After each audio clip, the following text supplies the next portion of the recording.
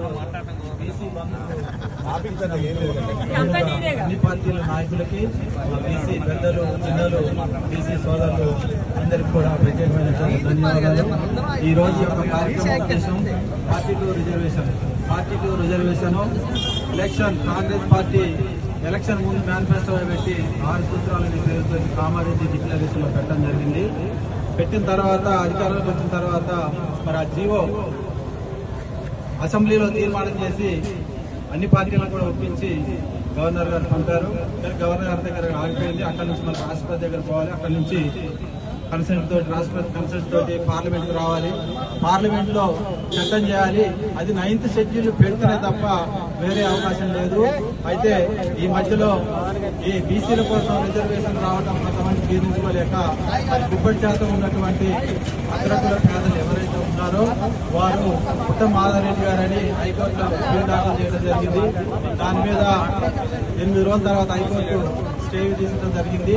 ఆ స్టేని కూడా వెకేట్ చేయడానికి కాంగ్రెస్ ప్రభుత్వం సుప్రీంకోర్టుకి పోవడం జరిగింది. సుప్రీంకోర్టు కూడా స్టేని అదే విధంగా నిలుపుదల చేసింది. ఇప్పుడు ఎలక్షన్స్ కూడా లేవు. ఒకవేళ పెట్టుకుంటే పాత పద్ధతిలో రిజర్వేషన్ ప్రకారం పెట్టుకోమని చెప్పడం జరిగింది.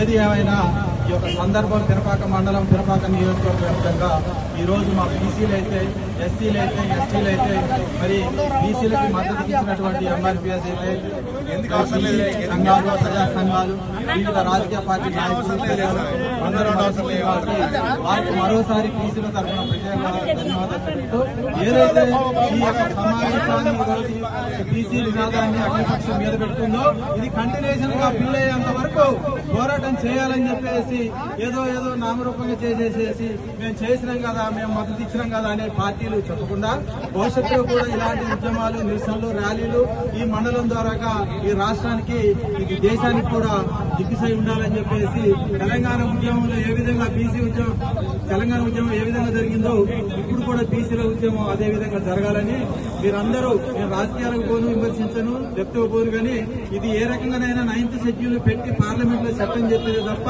దీనికి వేరే ప్రత్యామ్నాయం లేదు. మరి అన్ని పార్టీలు కూడా ఇచ్చిన మాట నిలబెట్టుకొని ముందుకొచ్చి చేయాలని చెప్పేసి బీసీలు అన్ని పార్టీలలో వెనుదనుకున్నారు.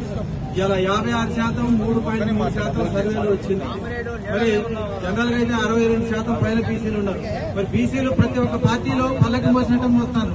అన్ని పార్టీలలో 78 సంవత్సరాల స్వతంత్రం వచ్చి నాయకులు ఆయన ఉంటారు తప్ప నా చిన్నప్పటి నుంచి 30 సంవత్సరాల నుంచి రాజకీయాలు చెప్తారు. 30 సంవత్సరాల నుంచి మేము పల్లకి మోయడం అధికారం తీసుకురావడం మళ్ళీ తీర వచ్చేసరికి మమ్మల్ని పక్కకు పెట్టడం బీసీలందరికీ బీసీలతో పాటుగా మిగతా బడుగు బలైన వర్గాలందరికీ కూడా అన్యాయం జరుగుతుంది. ఇది కరెక్ట్ కాదు.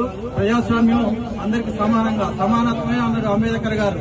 అంబేద్కర్ గారు కులాలు వెనకబడతారని ఆర్థికతనాన్ని సామాజికతనాన్ని గుర్తించి ఆ రోజు చట్టం చేసి ఈ రోజు ఆ ఫలాలు అందకుండా మరి పాలకులు ఈ రకంగా చేస్తారంటే ఒక పార్టీ అని కాదు అన్ని పార్టీలు కూడా అంతే చేస్తానని నేను పార్టీల జోలికి ఇప్పుడు గోను విమర్శించాను. ఎందుకంటే ఈ రోజు అందరూ సమావేశం పెట్టారు కాబట్టి ఇదే చిత్తశుద్ధితోటి మరి మీరందరూ బీసీల మీద ఉన్న ప్రేమతోటి మద్దతుగా ముందు కూడా ఇలాంటి కార్యక్రమాలు చేసి బీసీలకి రిజర్వేషన్ వచ్చేంత పోరాటం చేయాలని నేను కోరుకుంటున్నా. మీ అందరికీ ధన్యవాదాలు.